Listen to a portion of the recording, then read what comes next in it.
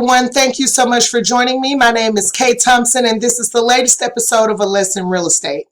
I thought that I would share with you some really interesting information on this episode and bring some awareness to something that a lot of people may not know is going on, and that is that April is Fair Housing Month. It is National Fair Housing Month for those of us in the real estate industry and for you. My viewers at home, home buyers and home sellers. And Fair Housing Month is the month that we in the real estate industry use to shed light on our history as it regards real estate and our citizens within this country. How some of the events that have occurred historically have set up a system that is not always fair and just to people of color and other minorities. Historically, our system has been designed to create segregation in the form of redlining, steering, and block busing. And even though there were strides that were made historically to try to combat the problem, certain things persisted. And as a result of that, we have some very disparaging statistics that I will share some of with you today for this episode. But those statistics and the state of our housing situation is partly due to some of these historical events, and the ripple effects that they have lasted generations. So I'd like to start by telling you what the current homeownership numbers are in our country as it relates to Black and white people. Black people, Black homeownership, the homeownership rate as of 2021 was 44.6%. The white homeownership rate as of 2021 was 74.2%.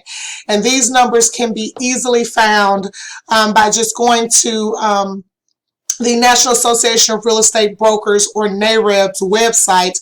They produce a very concise and very thorough and detailed report about the state of home ownership in Black America. It's called the Sheba Report, and that's what Sheba stands for. It stands for the State of Housing in Black America. And there are other organizations that produce similar reports. You have a very nice man, I believe, Mr. Al Pena, who is a very key person with the Black and Hispanic Economic Summit, and he speaks a lot about these type of issues.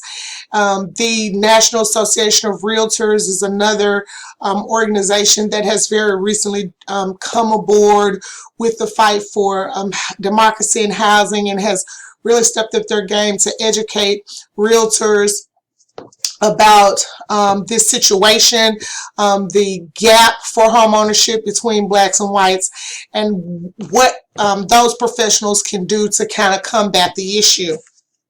So be sure to go to check that out. They produce this report every year. National Association of Real Estate Brokers produces the Sheba Report every year.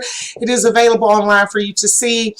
They also talk about economic disparities and things of that nature, and how they are rooted in the fact that we have such disparaging numbers for Black home ownership. As we know, and as I've stated before, home ownership is the cornerstone for building generational wealth in our country. And if we are not actively participating and making sure that that can be a reality for everyone, then the fight for democracy in housing must continue. So with that being said, I'd like to tell you some other things that is important to note because of these disparaging numbers that I just put up regarding the home ownership rates, so that you can understand just what the ripple effect is for some of these historical events that I'm going to bring up just a little bit later. So it's important to note that the typical white family holds 8 times the amount of wealth held by the typical Black family, a disparity that translates into an estimated $100 median net worth for medium net worth for Black households compared to $188,200, which is a median net worth for white families. The pattern of substantial racial wealth disparity has been unchanged since 2016. So we have progressively held this gap based on the Sheba Reports since 2016. The average homeowner, the average Black family has about $24,100 in wealth. And the average white family has $188,200. That's an immense gap, guys.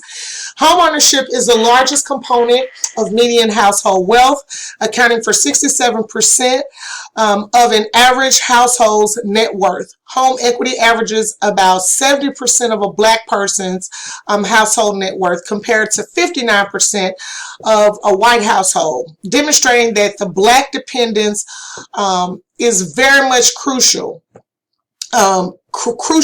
tied to home equity, and we need that equity to help build wealth for our posterities. It's also important to note that several metropolitan areas with growing Black populations have homeownership rates that are well below their national average.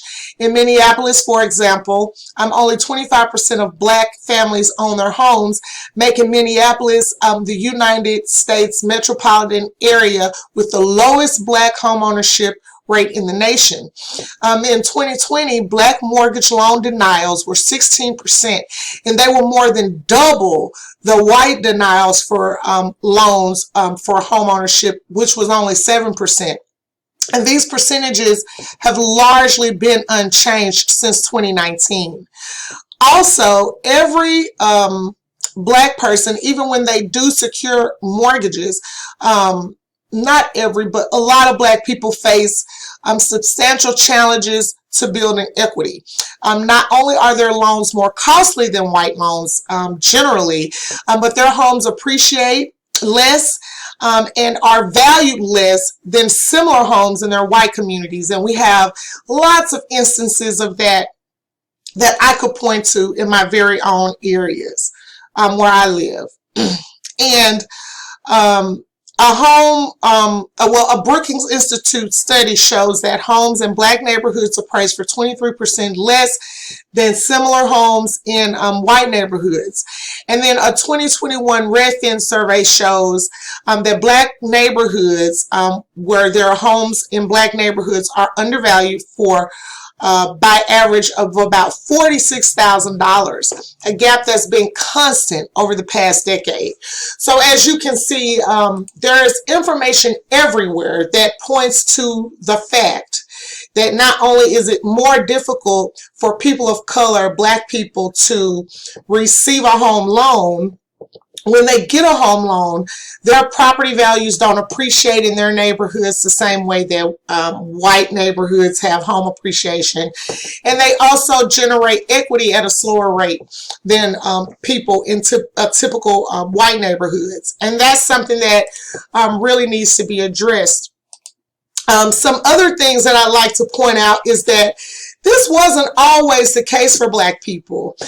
This situation has kind of really it started to occur during the Reconstruction era. A lot of things happened during the Reconstruction period in this country, but we have studies and history that shows us that Black people were not always at the bottom of the totem pole when it came to having land and, being able to make a living for themselves and their posterity off the land. For example, I could tell you that about 100 years ago, over the last 100 years, land ownership for Black families and people in general actually shrunk. Around 1910, About 14% of all farmers that were black had ownership of about 16 to 19 million acres of land. So they owned about 16 to 19 million acres of farmland. And then by 2012, black people owned only about 3.6 million acres of farmland. Discriminatory practices have also developed that affect who owns property as well. In 2017, the racial homeowner gap was at its highest level the highest level that it had been for 50 years, actually, with 79.1% of white Americans owning a home compared to 41.8% of black Americans. This particular gap is even larger than it was when racist housing practices such as redlining and all of those things were really into play. And it's even more disparaging because there were more people who actually owned farmland that were black, right around the time that slavery ended than there are today. And so why did that happen? What caused black people to lose, ownership in these 16 to 19 million acres of farmland and other lands that they might have owned, historically and throughout the course of time? And one of the things, like I mentioned, was the Reconstruction period. There were lots of people in our country who were against that. The things that were happening in Reconstruction. During Reconstruction, there was some industrializations that were changing the way, our economy worked. Black people were not slaves and considered property, so they could go out and save their money and buy land and farm that land and, make the land profitable for themselves. And in certain instances, with the Reconstruction, there were things that took place legislatively. There were some places in the South where black people were able to gain positions of authority, positions of prestige. We had black entrepreneurship becoming more and more evident. And so there were some people in our country who didn't want to see that type of progress. So they did certain things to try to keep it from happening. And one such thing that they did was they had massacres. They, white supremacist people, KKK people, people who are members of other organizations like that, they, did things to, scare black people. They killed black people. They, and then in essence ran them off the lands that they owned. One massacre that, well, there's a couple that took place around the Mid-South, but one that was very significant, but that doesn't get highlighted a lot. I thought I would call some attention to it now. It's the massacre that happened in Elaine, Arkansas. It began on September 30th, 1919. It started because we had black sharecroppers living in the area who were doing good quality work. They were, producing good quality cotton, and they wanted to be a part of a union, and they wanted to be paid fair wages, the same, or be paid better for the crops that they were selling to the white plantation owners. And so what happened was they were having this meeting, this union meeting, to try to state their case. A group of white militant people approached a group of armed black guards who stood outside of a church because they were, working to protect the people who were speaking on behalf of the sharecroppers to try to gain better pay for their crops. And they were basically fired upon. And after that, the ensuing massacre took place. Federal troops were called in to try to squash the unrest. And the story goes that there were lots of people that were hiding in woods and swamps and things like that, which is something that's common for Black history. If you just dig a little bit, you'll see that lots of people did that when they were running from mobs and things of that nature. And they actually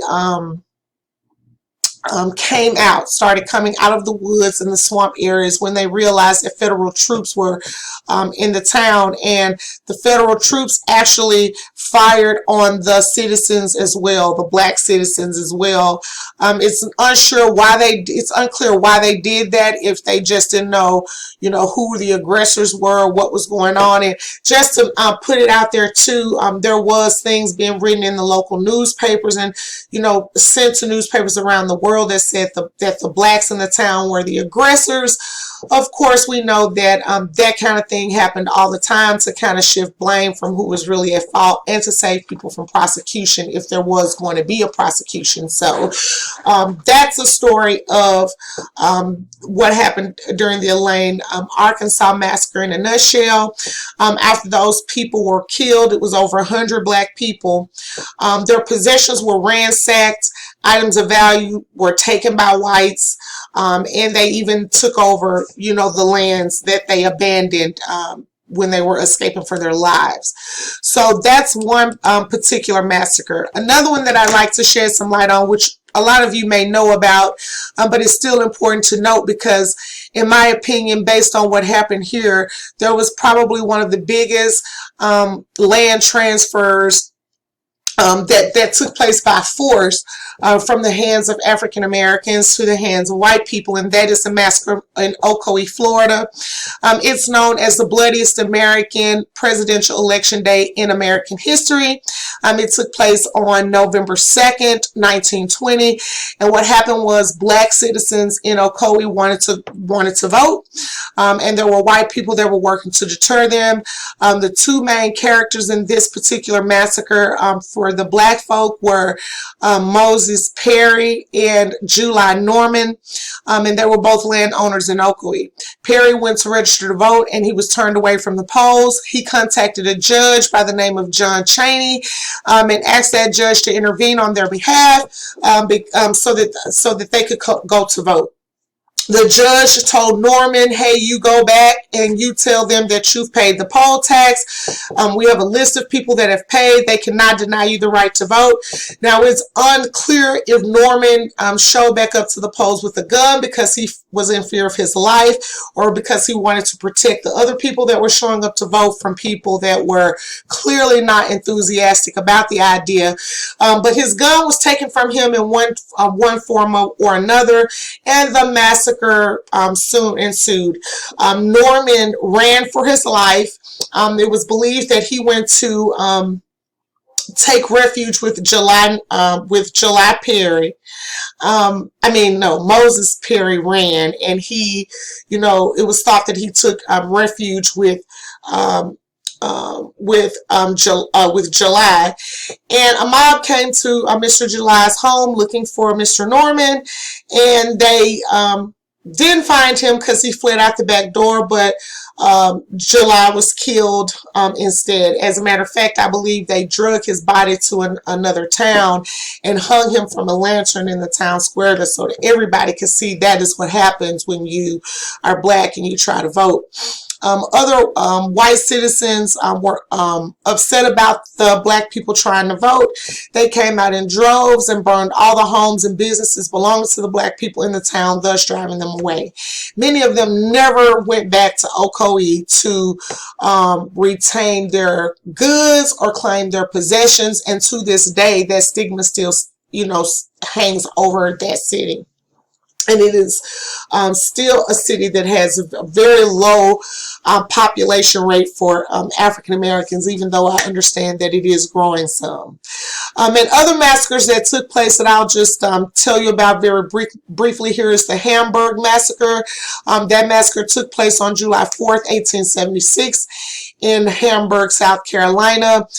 This was a cotton and tobacco town at one point, and it was abandoned by whites because those crops kind of became less profitable.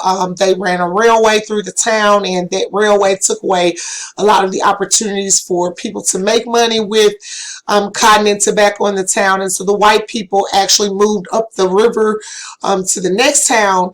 And then after the Civil War was over, blacks actually came back to the town because they were from the area. So they came back there, found the town abandoned. They decided to reestablish it. They thrived in the town for about 10 years or a little bit longer than that before being killed off by redcoats, and pushed them out of town. Because of the same reasons. They wanted to vote. They wanted to have equal citizenship rights in the country. And at this particular time, people were really working to establish like Jim Crow laws and, black codes and things of that nature to keep people from exercising their true civil rights, people of color, I should say. Another massacre that took place was the one in Wilmington, Delaware. This massacre took place on November 10th, 1898. White supremacists killed black citizens and disposed of Reconstruction era group officials in a coup d'etat, actually. They took over the government. This lovely town was a pretty culturally and racially mixed town. The town was very integrated prior to the event. 3 out of 10 people in the town were black aldermen, magistrates, police, and things of that nature. Many of the blacks were jailed for their safety and then forcibly marched to a train by military escort. They were forced to board the train and to be taken out of town. And then thousands of other blacks fled after that. And North Carolina then eventually, very shortly after, stripped the blacks of their voting rights through a grandfather clause in their legislation, thus ushering in very strict Jim Crow law and, like I said before, black codes. And I do have some pictures that I'm putting up just so you can see, kind of what was happening during the time of these massacres, either directly before or directly after. There are a couple of other massacres that I do want to mention. These two kind of go hand in hand. There was the Memphis, Tennessee massacre that took place May 1st through the 3rd of 1866. In this particular massacre, white citizens and police killed 46 black people and injured many more as they burned their houses, churches, and schools, all because these people wanted equal rights and wanted to vote. Black codes and other restricting laws or other laws that restricted the rights of, and movements of black people soon took root. The same thing happened in New Orleans just a couple months later. They call it the New Orleans, Louisiana Massacre. It's also known as the New Orleans Massacre. And it was a riot that occurred when white residents attacked black marchers who were gathered outside of the Mechanics Institute, where the reconvened Louisiana Constitutional Convention met in response to the state legislature. And they were working at that time to enact black codes and limit suffrage rights for African Americans. And so through these massacres, people fled for their lives. And they never returned to these places where they felt that they might be killed. They still own the land, though. And so, through the course of different systemic procedures, they lost the land, whether it be that a new deed was recorded showing new ownership for a different family, things of that nature. Sometimes they were swindled out. Sometimes they were just robbed of the land, just forced off of it. And so those things, our black people losing their lands in ways like that, and for that to be taking place for such a long time, it really set the black community back economically. And it took away from us a long time the opportunity to build true generational wealth through home ownership. And so today, organizations like the National Association of Real Estate Brokers, the Women's Council of the National Association of Real Estate Brokers, there is which is a trade organization group that was started by African Americans because they were not allowed to be realtors or to join the National Association of Realtors, which had a different name back then. That's not the case now, so I would like to say that the National Association of Realtors has come a long way. And like I said at the beginning of the podcast, they do a lot to recognize the fact that these incidents took place. And as a result of that, people of color have been left out of the idea of the dream of homeownership in this country for decades. And so they are very diligent about teaching the history and about making sure that they do things to encourage democracy in housing. But there is no organization that does more of that than the National Association of Real Estate Brokers. And so I urge you guys to go and check out some of these massacres that I just talked about. There's a lot of information on YouTube. There's a lot of information in like the National Archives that you can take advantage of and learn about. And you know, just to get a fuller picture of just how often this happened during the last, I would say, 100 to 120 years, and you can see that the lasting effects throughout history of how it's kept us divided and separated, not only with housing but economic status and a lot of other things. So here are some of the lasting effects that I can share with you in a nutshell about, you know, how the running of Black people off of their lands, the pillaging of their towns, and the breaking down of their capital and their financial resources to control them has affected them. Over the last 100 years, land ownership for Black people actually shrunk. About 1910, like I said before, about 14% of all farmers were Black, with home ownership of about 16 to 19 million acres of farmland. By 2012, Black people only owned about 3.6 million acres of farmland. And like I said, the discriminatory practices have also affected who owns property as well as land. In 2017, again, our racial homeownership gap was at its highest level. It was 50%, or for 50 years, I should say. It was 79.1% of all white Americans own their home, compared to 41.8% of all Black Americans. This gap is even larger than it was before. So when, like I said, redlining, steering and blockbusting, all of those things were truly evident. And so you may be asking yourself, as a citizen, what can I do to help to fight for democracy in housing? Locally, I'm in the Mid-South, so locally we have lots of ways that you can do that. As a matter of fact, there is one story that I'd like to mention. It's about the lovely citizens of Mason, Tennessee, and how they are currently involved in a legislative battle to maintain the charter for their town. And that is, there are so many things that need to be unpeeled for that, and because they're in the fight, I won't say too much about it other than this fight still exists. It still exists in our backyard, and we have some neighbors up in Mason, Tennessee who are actually going through it. So you can join the Women's Council of the National Association of Real Estate Brokers if you want to be an active participant in the fight against the fight for democracy in housing.